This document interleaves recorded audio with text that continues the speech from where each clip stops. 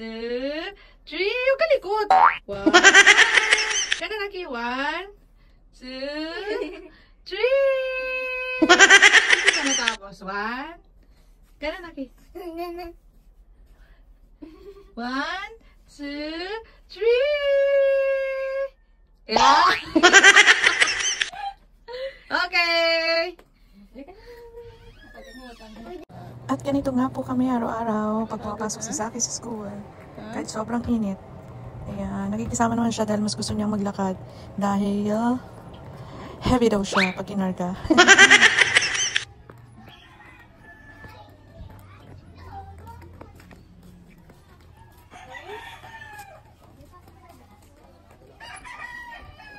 Nakaliw din naman siya sa mga nadadaanan niya. Papahayop man o tao. Ay may mga bata. Nalilibang siya. Kaso nga lang sobrang init talaga minsan.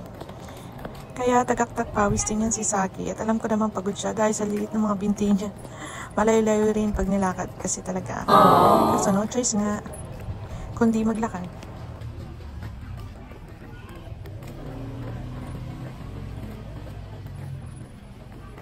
Are you okay? Pagod na? Ha?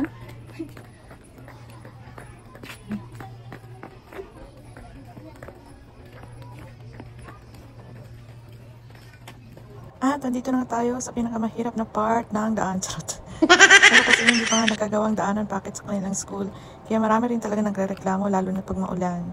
Kasi nga, wala pa yata nung nag-aaral ako dito. At ilang dekada. Ilang taon na linipas ko lang. Ganyan pa rin siya. Mas naging worse nga ngayon. Pero sabi nga, aayusin na raw sana. Diba? Para hindi naman na maulit ang pagkadapa ni Saki kanina. Dahil nga sa madulas at talaga namang mahirap. Delikado talaga, lalo na sa kagaya ni Saki. Kahit pa may tumatandang kasama, diba? Pagka ganyan na maulan, lalo na may lumot-lumot na. Talaga namang madulas. At kanina nga, yan. Hindi ko akalaing madadapa siya. Hindi naman siya nadapa. Nadulas siya, pero nakahawak pa rin naman siya. Kasi talaga naman natatakot si Saki dyan. Kaya ang kapit sa akin, tignan mo ang kamay niya, parang nangingitim. At naubos na yung dugo sa higpit ng kapit niya. At ayan nga, yung guard kasi doon, si Kuya King yan, niloko nga siya kanina kasi nga, pag dumarating talaga si Saki, binabati talaga siya. Minsan, nasa mood naman si Saki, minsan naman, binabati siya kahit di na nakatingin. Basta sumasagot si Saki sa kanya.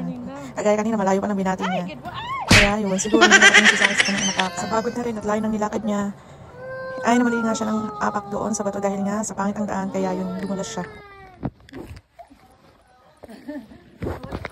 At parang mas nagulat pa siya sa sigaw ko kaysa sa kanyang pagkakadulas. Di ba? Kaya ganyan talagang iyak niya, nagulat siya. Dami ko yakin eh. Kalsada. Ang iyak talaga ni Saki kanina. Pero wala naman, okay naman po dahil mataas naman yung kanyang medyas at dahil nga hawak naman siya. Kaya nagulat lang talaga siya kanina, kaya ganyan ang iyak niya. Wawa. Buti may medyas.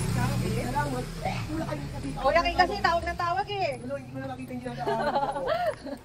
morning, ma'am. Yung kasada, ano?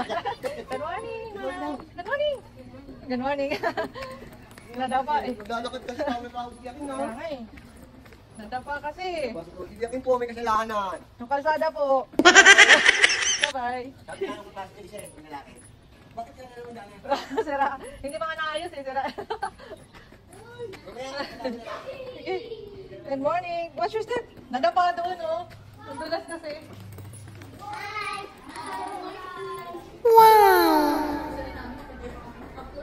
At pagpasok ka ng gate, nang makita yung mga classmate niya, ay biglang naging okay yung mood niya. O, diba? Ganun siya ka-happy talaga.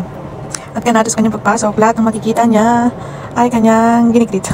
Ginikrit ang good morning, o diba? Biglang nagpalit ang kanyang mood. Hindi nga siya kanina. Medyo nabuboard na siya. Kasi ngayon natin namin tawagin kami ng teacher para pumasok sa kanyang class. Ito yan, lahat nga, John Henrik niya, yung mga principal. Na nagipagkwentuhan sa sa amin. Yan yung lagi na ginagawa ni Saki pag nakarating kami ng school, diba? Baliwala yung haba ng nilakad niya. Pag nakita niya ng mga classmates niya at maraming bata doon sa school niya. Yan lang! Thank you for watching. God bless!